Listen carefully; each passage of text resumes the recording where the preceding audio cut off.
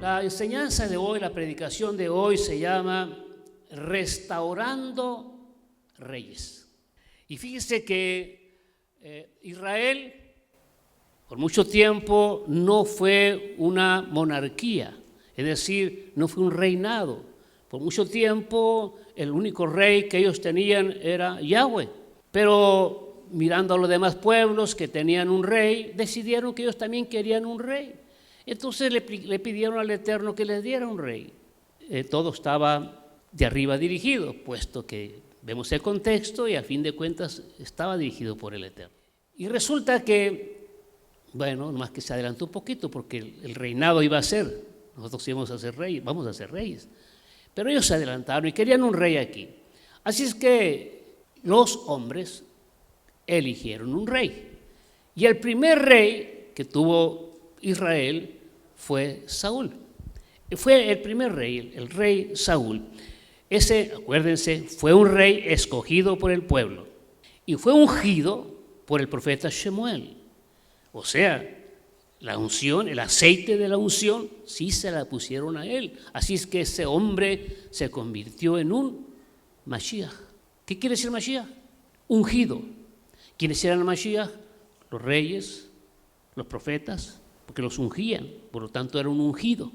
Ungido quiere decir Mashiach, literal. En griego, Cristo, ungido. Amén. Entonces quiere decir que primer ungido, primer rey fue Saúl. Bueno, pues resulta que este rey, imagínense qué tipo de rey. Recuérdense cómo se llama la predicación. Restaurando reyes. Mire este primer rey. Este primer rey trató de matar a su propio hijo, a Jonatán. Le lanzó, le aventó una lanza, trató de matarlo. A Jonatán, su propio hijo. Fue rebelde a los mandatos de Yahweh 2 veces. Y por esas 2 veces, por esos pecados, fue desechado. De hecho, hay 5 pecados que se le imputan a Saúl. Vean los pecados que hizo el rey de Israel, un rey de Israel, ungido por Yahweh. Mire los pecados que cometió: idolatría, inequidad, rebelión, necedad y adivinación. Así, a ese nivel, un rey de Israel, idólatra, como que no queda, idólatra. Se alejó terriblemente del Eterno, a grado de ser adivino, ir a la adivinación. Consultó una pitonisa para que se contactara con los muertos, es decir, con Shemuel. Abominaciones. Un rey de Israel cometiendo abominaciones, terrible. Fue un rey que no fue un buen rey para Israel. ¿Se acuerdan ustedes aquel famoso caso que tenían enfrente a los filisteos? Y entre los filisteos estaba un gigante que se llamaba Goliat, que tuvo que venir David a decirle: pues échemelo a mí. ¿Se acuerdan? Bueno, porque Saúl estaba en su tienda escondido. No se enfrentó a Goliat. Tuvo que venir David a decirle: pues en mis manos ha puesto la cabeza de osos y leones, que no pongan la cabeza de este gigante, este incircunciso. Así es que estamos hablando de un rey que pues no cumplió con lo que el Eterno le dijo. Se volvió una persona infiel al Creador, infiel al Elohim nuestro. Pero, sin embargo, resulta que Saúl se arrepintió. Al fin de sus días se arrepintió. Entonces, ¿se acuerdan ustedes cuando hay un caso que se me hace a mí muy bonito? Cuando le trae David, fíjese qué curioso, el siguiente que iba a ser el siguiente rey, el que también fue ungido, le trae unas cosas, y mire lo que le trae. Váyase a Primera de Samuel capítulo 16, verso 20 y 23. Yo lo leo, dice: y tomó Isaí un asno cargado de pan, una vasija de vino y un cabrito. ¿Por qué nos dice la Torá qué fue lo que le llevó? ¿Qué le llevó? Pan y vino y un cabrito. Pan, vino y un cabrito. Fíjenselo, todo tiene simbolismo. Pan, vino y un cabrito. Y lo envió a Saúl por medio de David su hijo. Y cuando el espíritu malo, el verso 20, 23, y cuando el espíritu malo de parte de Elohim venía sobre Saúl, David tomaba el arpa y tocaba con su mano, y Saúl tenía alivio y estaba mejor, y el espíritu malo se apartaba de él. Aparte de todo, parecía que estaba endemoniado, poseído, porque el espíritu malo lo atacaba, dice. Esto es por lo que dicen, ¿cuál espíritu malo? Hombre, no hay espíritus malos. Ahí está en la escritura, hay espíritus malos. Lo poseía a David, a Saúl, y lo atormentaba. Y la única forma que sentía alivio cuando el espíritu malo lo atacaba era cuando David tocaba el arpa y tocaba una alabanza, y entonces el espíritu malo huía. La alabanza hacía huir al espíritu malo que atacaba a este rey rebelde. Y luego el capítulo 16, estamos en el verso 14, antes, dice: el espíritu de Yahweh se apartó de Saúl y le atormentaba un espíritu malo de parte de Yahweh. Es decir, en la misericordia del Eterno hizo que David empezara a sentir tormento por la desobediencia que tenía ante su Elohim. Por desobediente empezó a sentir un tormento. ¿Sabe cuál es la peor maldición que le puede caer a una persona? La peor maldición es que le vaya muy bien alejándose del Eterno. Esa es la peor maldición. Que le vaya muy bien alejándose del Eterno. Bueno, no le pasó eso a Saúl. Saúl se portó mal y le fue muy mal. Es decir, la fidelidad del Eterno es para siempre. A pesar de que sea un rey rebelde, el Eterno lo atormentó para así fuera al arrepentimiento. No lo olvide eso. Cuando usted ve a gente que se va y anda haciendo cosas malas allá y prospera, es la peor maldición que le puede caer. Porque quiere decir que ya lo dejaron. Porque cuando el Eterno empieza a arrimarnos, a corregirnos, a disciplinarnos, es porque tenemos todavía remedio. Bendito su nombre para siempre. Así que el primer rey rebelde que se arrepintió, porque el Eterno lo disciplinó, fue Saúl. Luego tenemos otro rey, pero este rey no es de Israel. Este rey es el rey Nabucodonosor. El rey Nabucodonosor fue un rey pagano, pero el rey más poderoso que ha existido. No ha habido otro rey tan poderoso como Nabucodonosor. Pero también fue el rey más cruel que registra la Biblia. El más cruel. Mire lo que hizo, hermano. Cuando llegó a Israel y se llevó cautivos a los israelitas, dice que se los llevó desnudos. Así dice, que se los llevó desnudos desde lo que es ahorita Irak. Perdón, donde es Israel, desde donde es Israel hasta lo que es Irak. En otras palabras, los exhibió a los israelitas por todos los pueblos completamente desnudos. O sea, los humilló terriblemente. Era un rey cruel, terrible. Cuando miró la grandeza de su reino, dijo: mira todo lo que he logrado, mira todo lo que he hecho. Y ¡pum!, vino la reprensión del Eterno. ¿Con que tú eres el que has hecho esto? Yo soy el que ha hecho esto. Yo soy el que pongo reyes y quito. Y entonces se volvió como una bestia, como un animal. Vea qué terrible.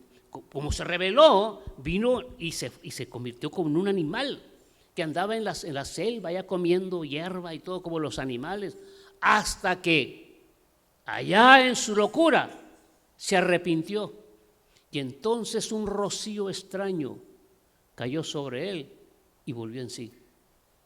Y le dio la gloria al Elohim de Israel. Y fue restaurado. Aún con toda su maldad, aún con todo lo que había hecho malo, fue restaurado. Hay otro rey, el rey Acab. El rey Acab, usted ha oído hablar de él porque es el que reinaba en el tiempo de Elías y Eliseo. Un rey muy malo. Él aborrecía a todos los profetas de Yahweh y escogía profetas que le dijeran lo que él quería oír.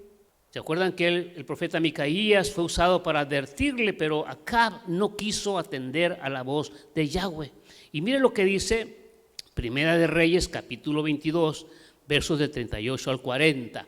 Hermano, acuérdense que estudiamos en la mañana que hay que estar atentos, pero alegres. Atentos, pero alegres. O sea, no esté atento ahí como que se va a dormir y no se duerme, como que se cae y no se cae. No, hermano, échale ganas, métale emoción al asunto, que es palabra del Eterno esto. Vea, Primera de Reyes 22, del 38 al 40, dice, y llevaron el carro, vea esto, hermano, alégrese con esto.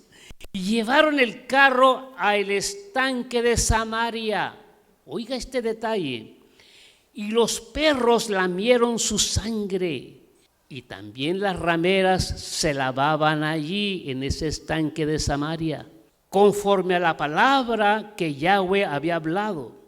El resto de los hechos de Acab y todo lo que hizo, y la casa de marfil que construyó, y todas las ciudades que edificó, no está escrito en el libro de las crónicas de los reyes de Israel. Pero mira lo que dice al final. Y durmió Acab con sus padres, y reinó en su lugar Ocosías, su hijo. Vea, ¿dónde fue a dormir? Con sus padres, aún con toda la maldad que tenía. ¿Dónde fue? Con sus padres. Pero ¿sabe qué, hermano? Ese estanque de Samaria, 800 años después de este que pasó ahí, en ese mismo estanque, Yahshua salvó a la mujer samaritana. Es el mismo estanque. ¿Se acuerdan que fue a pedirle agua? Es el estanque ese. ¿Se acuerdan qué era ella? Cuando le dijo, yo no tengo marido. No, ciertamente ha dicho, 5 has tenido, y este que tienes tampoco es tu marido. ¿Qué era? Ramera. ¿Y quiénes iban a ese estanque a lavarse? Las rameras. Ahí fue Mashiach a salvarla.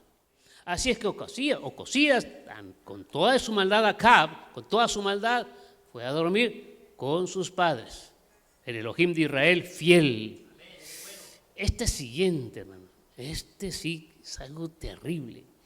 Este rey Manasés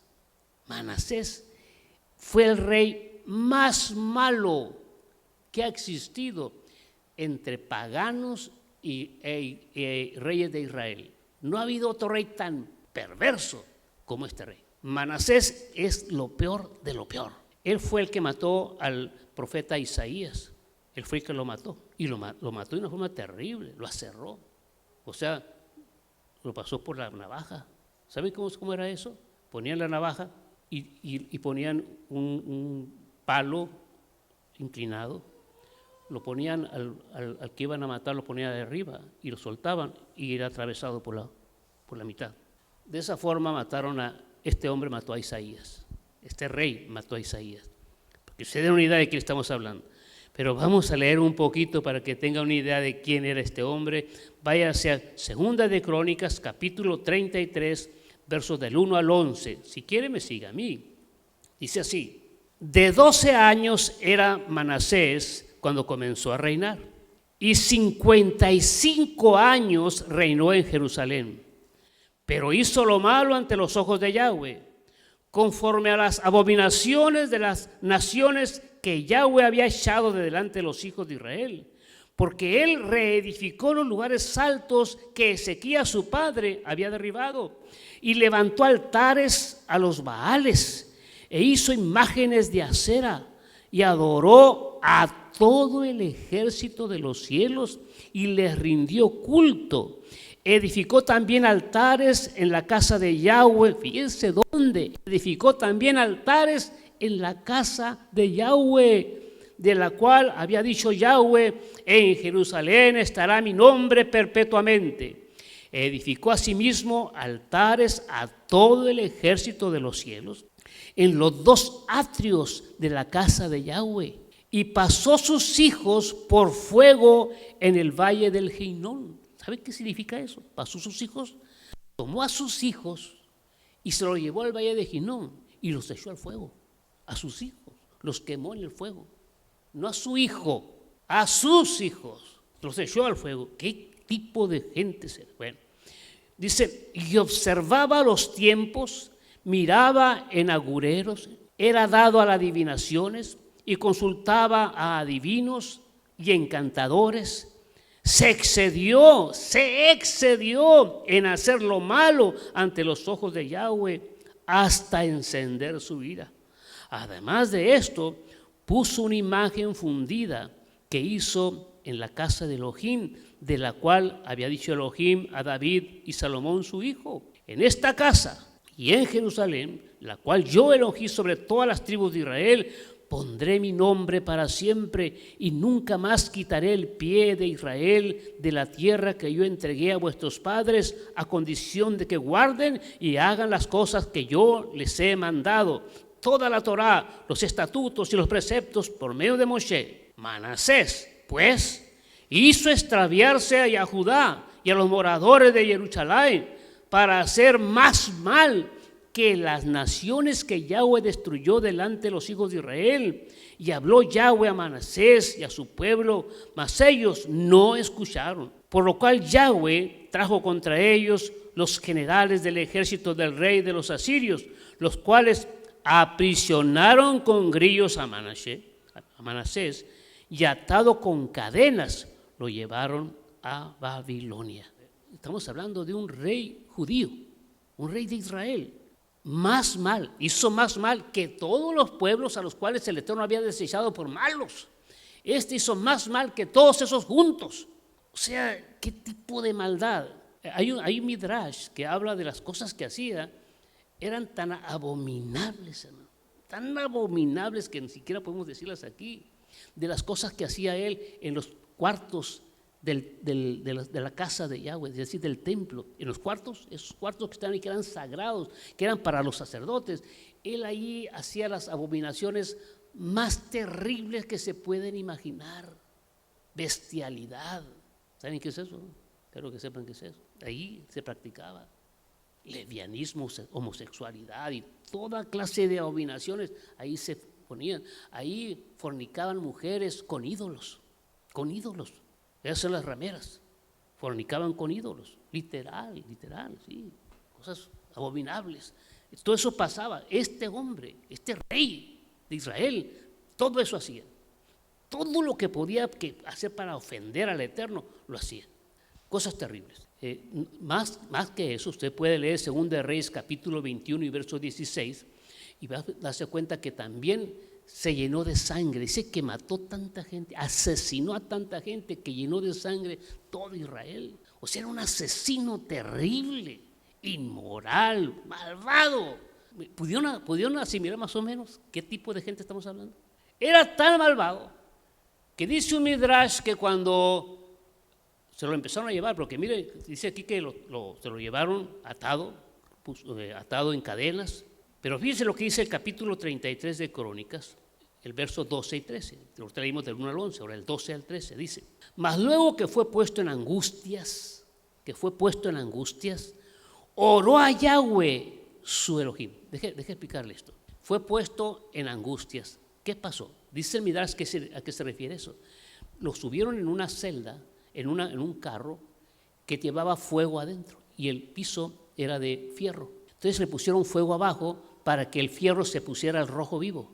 En otras palabras, lo estaban asando vivo. Entonces, cuando él empezó a sentir el dolor de las quemaduras, empezó a clamar a todos los dioses que él había adorado, a todos, al ejército del cielo y a todos, invocarlos y ayúdenme, y empezó a sentir el dolor y el grito, y cuando ninguno le respondió, se acordó de su papá, que su papá le había hablado del único Elohim verdadero. Se acordó porque su papá había sido muy buen rey, que había quitado todos los ídolos de todas partes. Entonces él había sido enseñado en la verdad, pero se había alejado terriblemente, y allá en su angustia dice que empezó a orar. Pero el Midrash dice que cuando empezó a orar, los ángeles taparon para que no entrara su oración al trono. No querían que llegara, porque era tan malo que no merece nada, que se muera, asado ahí, se muera. Tanto que ofendió al Rey de Reyes.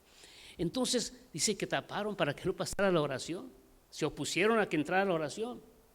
Y clamaba: Yahweh, ayúdame. Entonces dice que el Eterno hizo un hoyo a un ladito de su trono. para que por ahí pasara la petición. Y cuando pasó la petición, yo oyó, Yahweh, ayúdame. Yahweh lo ayudó. Lo ayudó. Lo ayudó. A ese rey, a ese rey, a ese malvado, a ese malvado.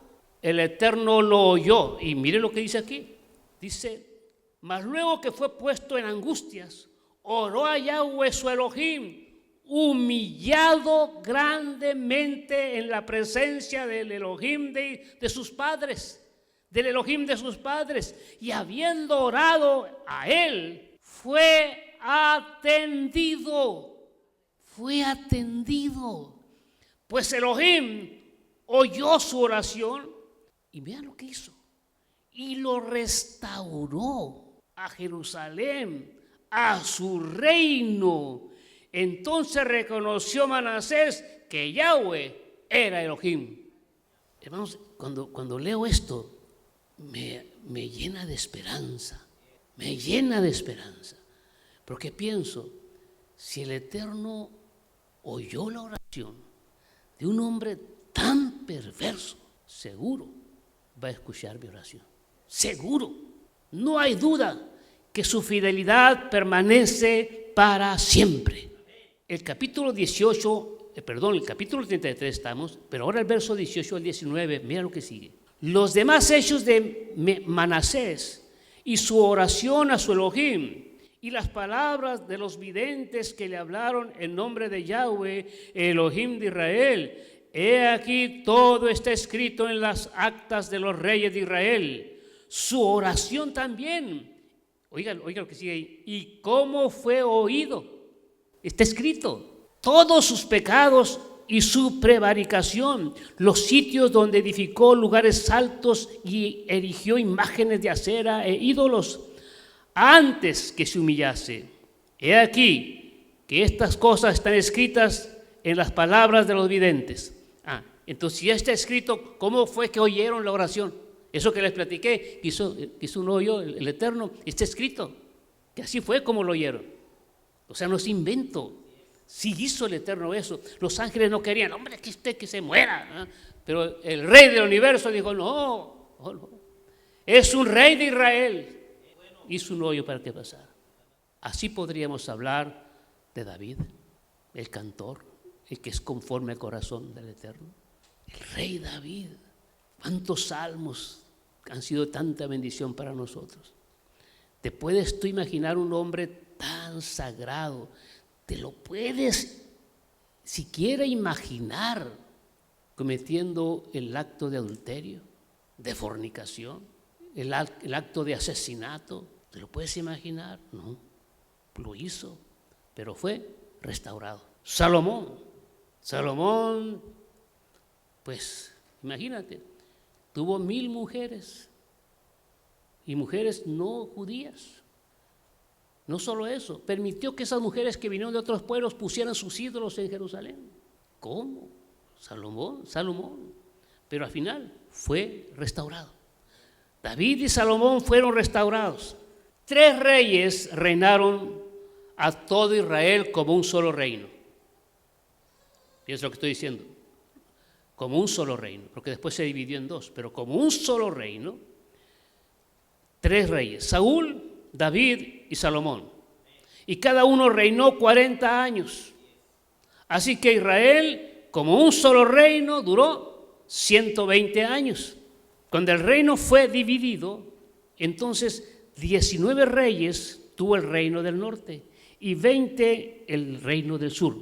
Y hubo reyes buenos y hubo reyes malos, reyes muy buenos y reyes muy malos. Lo que nunca cambió fue la fidelidad del Rey del universo. Eso no cambió. La fidelidad del Rey del universo no cambia. Vea esto, hermanos. Resulta que se levantó una nueva generación de reyes. Se levantó una nueva generación de reyes. Estos reyes son muy especiales. A ver, hermano, a ver cómo le cae esto. ¿Cómo le dice usted al hijo de un tigre? Tigrito. Al hijo de un león, leoncito, al hijo de Elohim. Piénselo bien. Nosotros, según Juan capítulo 1, versos 12 y 13, somos engendrados por Elohim. Por eso nos llaman y nos dio la potestad de ser llamados hijos de Elohim. No somos Elohim, nomás hay un solo Elohim, creador de los cielos y de la tierra, que quede claro, el único que merece todo honor, toda honra, toda gloria, toda alabanza. No se le vaya a ocurrir, ¿verdad? Que quede claro eso. Pero ¿quiénes somos nosotros? Bueno, se iba a levantar una nueva generación de reyes, que son hijos de Elohim. Una nueva generación de reyes. Cuando viene Mashiach, trae consigo el reino de los cielos. ¿Estamos de acuerdo ahí? El reino de los cielos se ha acercado, les dijo. Tienen que seguir ahí, hermanos, tienen que entender eso. El Mashiach trajo el reino de los cielos a la tierra. ¿Cómo se puede entrar al reino de los cielos? A ese reino que él trajo. ¿Cómo se puede entrar? ¿Cómo se puede ver ese reino? Solamente hay una forma. Se lo dijo clarito a Nicodemo. ¿Cómo? La única forma, porque no hay manera que tú puedas entrar al reino si no naces de nuevo. ¿Y qué le dijo Nicodemo? Como muchos aquí piensan, hombre, ¿cómo voy a entrar por segunda vez en el vientre de mi madre y nacer? Pues no, así no, esa lógica no está. Pero ¿acaso le dijo Mashiach? Estás mal entendiendo la cosa, hombre. No estoy diciendo eso, es simbólico. ¿Dijo eso? No, le dijo, de cierto te digo, Nicodemo, si no naces de nuevo, ni siquiera puedes ver el reino de Elohim. No vas a poder entrar, ni siquiera lo puedes ver. O sea, para poder entrar al reino, no es una república, no es democracia, no, es un reino. Y la única forma de entrar a ese reino es que nazcas de nuevo. Pero resulta que los que nazcan de nuevo y van a entrar a ese reino también van a ser reyes. No van a ser, son reyes y sacerdotes. Es una generación de reyes que está en una escuela estudiando para reyes, estudiando para reinar. Así dice. Y para los que están ahorita dudando, ¿cómo, hombre? Eso sí, ya se salió el pastor. Bueno, mal le digo esto. Nos están preparando para venir a reinar en la tierra. ¿No? Váyase a 2 de Timoteo, hágale caso a la Escritura. 2 de Timoteo, capítulo 2, versos 12 y 13. Si sufrimos, oiga bien, si sufrimos, también reinaremos con Él. ¿Quiénes son los que reinan? Los reyes. Reinaremos con Él. Si le negáramos, Él también nos negará. Si fuéramos infieles, ¿qué dice? Si fuéramos infieles, Él permanece fiel. ¿Cómo fue con los reyes de antaño? ¿Fueron infieles? Muy infieles. Pero Él permaneció fiel. ¿Y aquí qué dice? Que si fuéramos infieles, Él permanece fiel. Pero mire por qué. Él no puede negarse a sí mismo. Él no puede negarse a sí mismo. ¿Por qué no puede negarse a sí mismo? Por la misma razón que dijo, vendré y os tomaré a mí mismo. Vendré y os tomaré a mí mismo, porque nosotros somos su cuerpo. Entonces vendrá y tomará su cuerpo. Vendré y os tomaré a mí mismo. Entonces aquí está, por eso está así clarito. No puede negarse a sí mismo. ¿Cómo va a dejarnos si nosotros somos su cuerpo? Somos parte de Él. ¿Cómo nos va a dejar? Que pudieran romper esas estructuras religiosas que no sé dónde agarraron. Pero Él permanece fiel. Apocalipsis 5:10 dice, y nos ha hecho para nuestro Elohim reyes y sacerdotes y reinaremos sobre la tierra. Esta generación va a reinar sobre la tierra. Vendremos y reinaremos. Hay forma de que Él diga, ya me hartó ya este sí ya estuvo, apártenlo de aquí, no quiero saber nada de él. Imagínense a Manasés, cuando estaba haciendo todas esas barbaridades, no era como para que él hubiera dicho, ¿saben qué? Este no tiene remedio, háganlo a un lado ya. No era para que pasara eso. Pero ¿qué pasó cuando se humilló y clamó? fue oído y atendido. Y lo sacaron y lo pusieron otra vez de rey. Él es el mismo, hermanos. Él permanece fiel. Si nosotros somos infieles, ¿qué dice? Él permanece fiel. Hermanos, si Él pudo restaurar a los reyes del pasado, seguro nos puede restaurar a nosotros, que somos siervos del Rey de Reyes. Es el Rey de Reyes. Entonces, eso nos debe alegrar. Esta enseñanza nos debe alegrar. Ahorita tenemos que estar, Baruch Hashem. Vimos a Manasés, un malvado terrible. No me va a dejar a mí. Porque no me puedo imaginar a uno de ustedes postrándose ante una imagen. No me los puedo imaginar. Imagínate que de pronto, no puedo ni siquiera decirlo, que pase por ahí el vendedor de estatuas de yeso pintada, yeso pintado, y que uno de ustedes diga, ay, mira, el santo de mi devoción, y vaya y lo ponga ahí en la esquina y se postre ante un yeso pintado. ¿Puede pasar eso entre ustedes? No puede ser. Este rey sí lo hizo. Y no solo eso, tomó esas imágenes y fue y las metió dentro del templo. El templo que fue consagrado única y exclusivamente para el Elohim de Israel. Yahweh era el único que podía estar ahí siendo adorado. No, metió ídolos ahí. No nomás metió ídolos, metió demonios. Hizo de los lugares santos, lugares de citas con prostitutas. ¿Puedes imaginarte eso? A ese hombre el Eterno restauró. Cuando éste se humilló. ¿Cuál fue la clave? Se humilló, clamó, pidió y fue atendido. Respondieron a la oración. Saúl, todos los que vimos ahorita, gente mala, y fue restaurado. Pero lo pusieron ahí para que entendiésemos nosotros. Cuando viene el enemigo y nos dice, no, tú ya no tienes remedio. ¿Cuántas veces has hecho lo mismo? Vienes y pides perdón y vuelves otra vez. Hermanos, ¿cuántas veces creen ustedes que el Eterno nos puede perdonar? Las mismas que nos pidió que nosotros perdonáramos. ¿Cuántas veces perdonaría a mi hermano que me ofende? Le preguntaron. ¿Hasta 7 veces? No, le dijo Mashiach. No. 70 veces 7. Cuando yo oí, siempre repito esto, pero la verdad, cuando yo oí esa enseñanza la primera vez, y se cuenta luego, dije, a fulano de tal, anda cerquita, ya me ha ofendido muchas veces, ya anda cerca de las 490 veces, 70 veces 7, si te pusiste 49, 490 veces, ya anda cerca. Pero resulta que es cada 24 horas, o sea, cada 24 horas se termina y vuelve a comenzar. Cada 24 horas. ¿Quién lo va a ofender a usted 490 veces diarias? Nadie. ¿Quién nos quiso decir? Es infinito su perdón. Entonces, ¿cuándo se va a agotar el perdón para mí? ¿Cuándo? Nunca. Por eso cuando Él incluye la oración y nos dice que oremos de esta forma, y perdona mis pecados, así como nosotros perdonamos a los que nos ofendieron. Porque nos dijo, ¿cuántas veces vamos a perdonar? 490 veces. Pues perdóname. Porque hoy perdoné al que me ofendió 20 veces en el día, me ofendió. 20 veces me ofendió. Hermanos, ¿habrá alguien aquí que se sentirá ofendido por la misma persona 20 veces al día? Bueno, hay suegras que sí son capaces de hacer eso, ¿no? Pero la verdad, está difícil que alguien nos ofenda tantas veces en un solo día.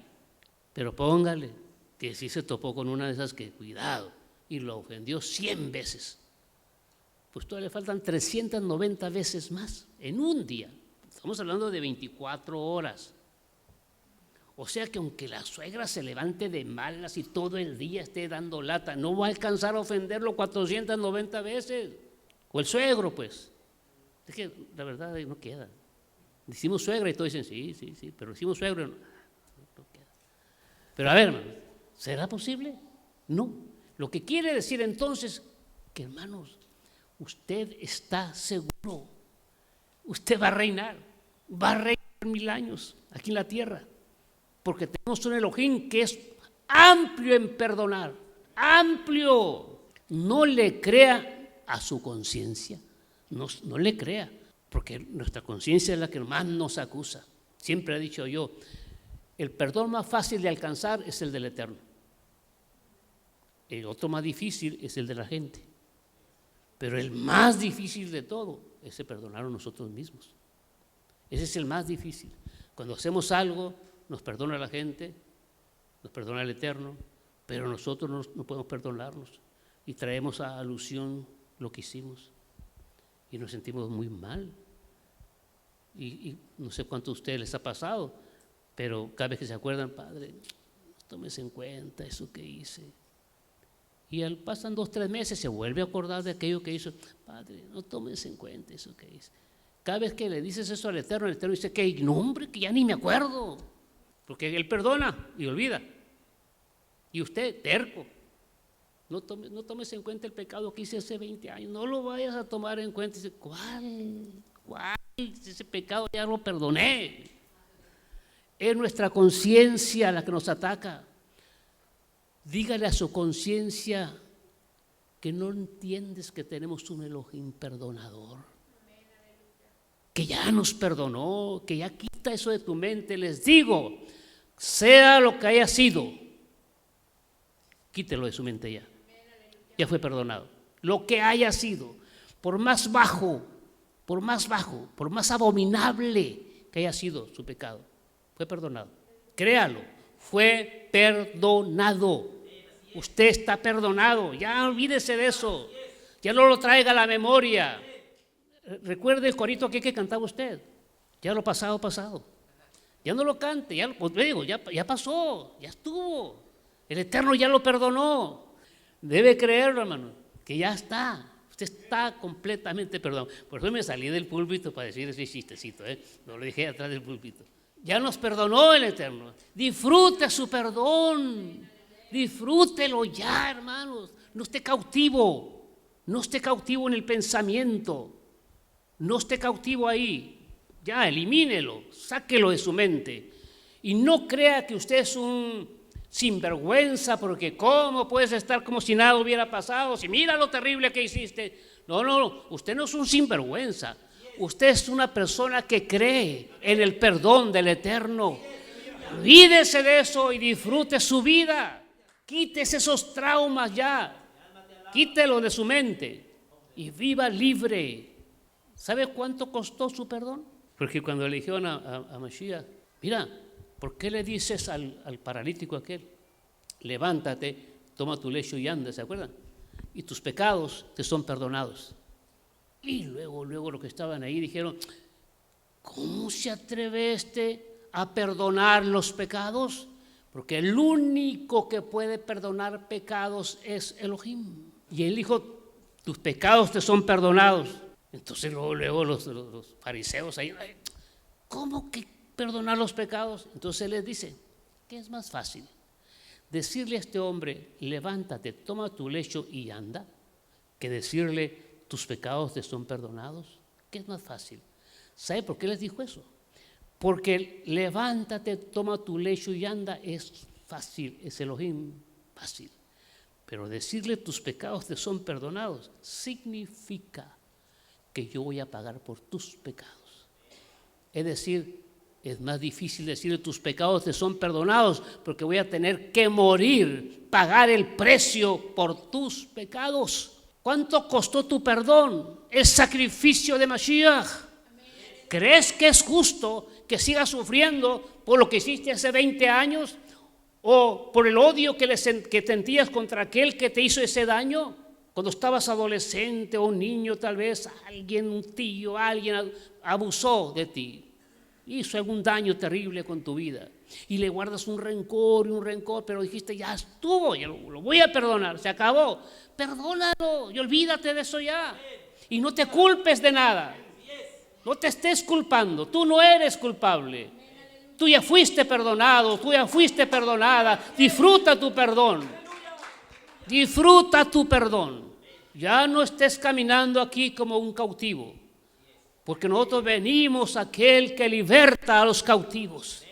Ya no somos cautivos de nuestra mente, ya no somos cautivos de nuestro pasado. Somos libres y disfruta la libertad. Así ha sido un pecado que fue hace 20 años, hace 40, 50 años, no importa, o anoche, no importa. Él te puede perdonar. Esa es la ventaja de ser mesiánicos. Esa es la ventaja. Nosotros no tenemos que traer un corbán jatá, un sacrificio por el pecado. No tenemos que traerlo. Nosotros tenemos que invocar la sangre de Mashiach.